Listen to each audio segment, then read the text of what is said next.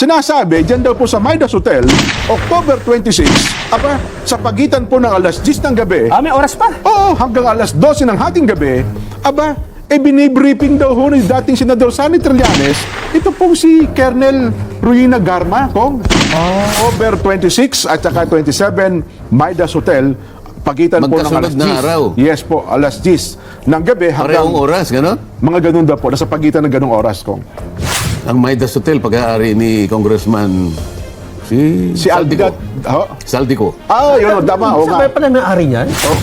Lagyan lang natin ng timeline para maintindihan natin mga babayan. Oo. Una, sinabi natin, nakita si Trillanes doon mismo sa Quadcom, di ba? Sa mga unang hearing, di ba? Mga chairman's office. Oo. Dito pumutok yun eh. Yun na nga po, Kong. Oh, anong naging batayan nyo? Yun nga, mabuti nga, nabuksan natin ito eh. Ayun na nga. Kasi doon sa mukhang- una po, hindi ka naman makakalagpas sa una, CCTV ng Congress. Oo. May mga tao makakakita sa'yo.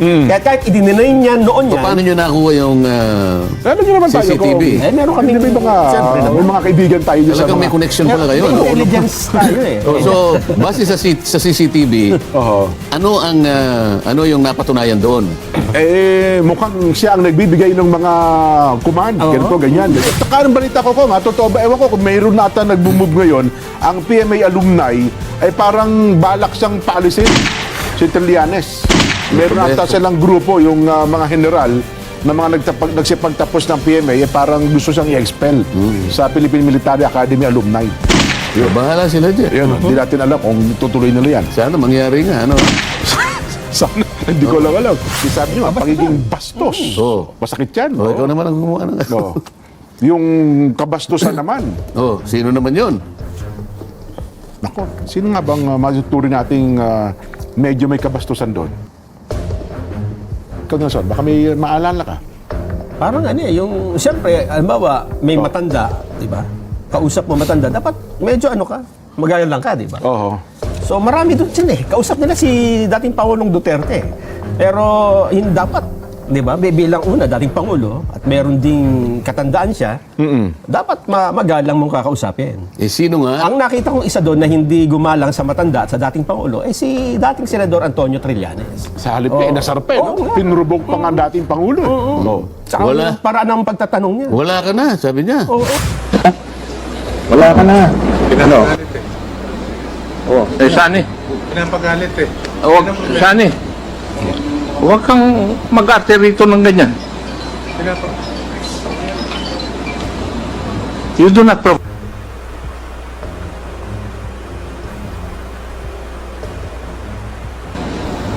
Oo. O ano ngayon? Sabi mo, wala ka na. Sabi niya doon. Oh. Ito yung dating Pangulo ng Republika ng Pilipinas. Oo. Kaya nga Nasa po. batas. Oo. Na kapag ka naging dating Pangulo, yung kaukulang paggalang, hindi mawawala. Totoo. Kaya may gwardiya yung dating presidente. Oo. May mga, Diba? may mga PSG. At saka ang balita ko, Kong, totoo ba? Ewan ko kung mayroon na ata nag-move ngayon, ang PMA alumni ay parang balak siyang paalisin si Trillanes. Meron ata silang grupo, yung mga general, na mga nagsipagtapos ng PMA, ay parang gusto siyang i-expel sa Philippine Military Academy alumni.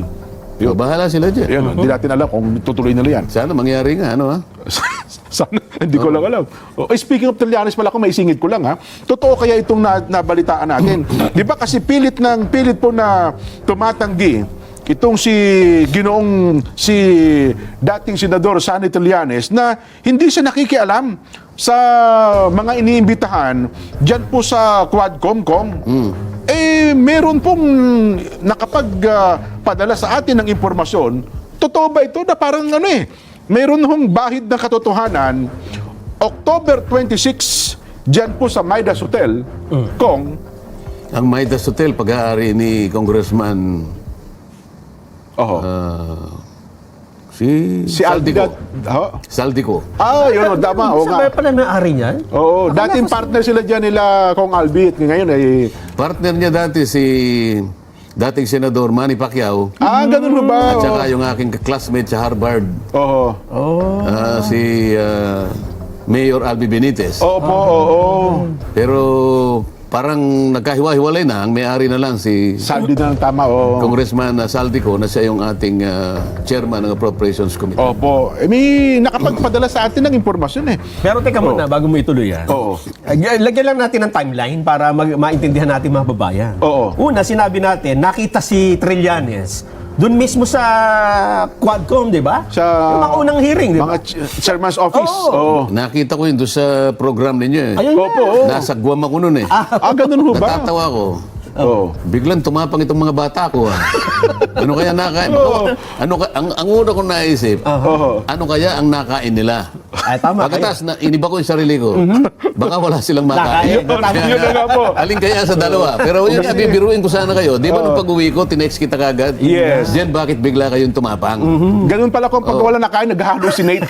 Nag-hallucinate ko. Kasi sabi nila sa atin noon, naku yan katang isip nyo lang yan, di totoo. Hallucination nyo lang na si Trillanes na nakikialam dyan sa Quadcom. Oo. Kaya lang, Dito pumutok yun eh. Yun na nga po ko. Oh, anong naging batayan nyo? Yun nga, mabuti nga, nabuksan natin ito eh. Ayun na nga. Kasi dun sa una ko, may hindi ka naman makakalagpas sa una, CCTV ng Congress. Oo. May mga tao makakakita sa'yo. Kahit i-deny niya noon yan. Paano nyo nakuha yung Alam niyo naman tayo CCTV? Meron kami May mga, siyempre naman. may mga kaibigan tayo dyan sa Talagang may mga... connection pala kayo. May No? intelligence tayo eh. Oh, so, base sa CCTV, Oo. ano yung napatunayan doon? Mukhang siya ang nagbibigay ng mga command. Oo. Ganito, ganyan, Hindi, ganyan. sa CCTV, ano yung nakita doon? Ikwento ninyo Na para... di umano'y pinupulong ni Ano di umano? Nakita na nga eh. Anong ginagawa niya? At nasaan siya? Anong oras? Anong araw? Yung mga ganun. Hindi muna namin sasagutin kong yan, ha?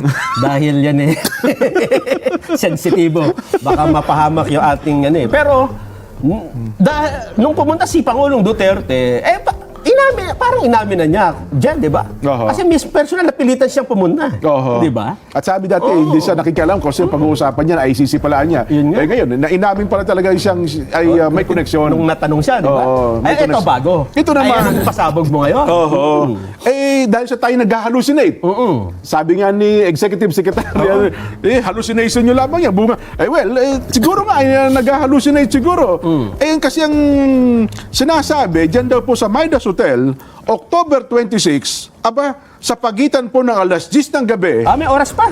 hanggang alas 12 ng hating gabi, binibriefing daw ho ni dating Senador Sani Trillanes, ito pong si Colonel Ruina Garma, Kong. Wala ba kayong CCTV na ipakikita na yung araw na yun, pumasok yung dalawang katauhan na yun sa Midas Hotel?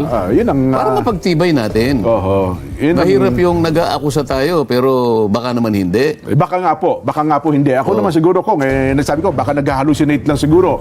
Yun makapagbigay sa atin ng impormasyon. At nung sumunod na araw, meron pa siyang isang binibriefing daw eh. Na isang Hindi, huwag natin witness. sabihin na nag-hallucinate yung ano. Ako po. Kayo lang ang pero yung ano, baka naman kumpleto sa pagkain yun. Ay, baka nga po, yun Kaya ang baka sa atin tama na impormasyon. Baka totoo yung sinabi niya sa'yo. Yun nga po.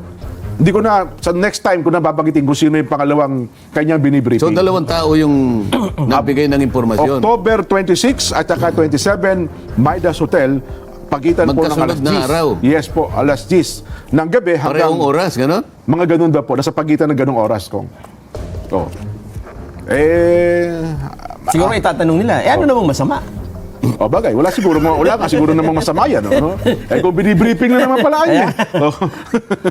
Kung sino man na binibriefing niya doon. Sino nagsabing anong masama? Kasi yun yung tanong ng Yun ang ilang malimit vlogger na sa atin mga vlogger. Ano namang masama kung nagtuturo si Trillanes? Ano namang masama kung... nandun siya sa hearing. Sa hearing na yun. Hindi naman umattend doon, di ba? Lahat naman na niya, welcome doon. Ako nga niya, nandun din ako. Hindi lang ako nakikialam sa Hindi, noong hearing. October 27, 28 ba yan sinasabi? 26-27, Kong.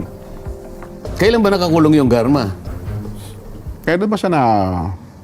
Pakicheck nga sa avatar. Kasi kung nakakulong siya, ibig sabihin, pinayagan siya ng leadership ng House of Representatives. May problema yon, di ba? Oo nga, no, kasi nakakontempt Tingnan niyo doon sa... muna kung anong araw na nakakulong, nakontempt siya eh. Oo.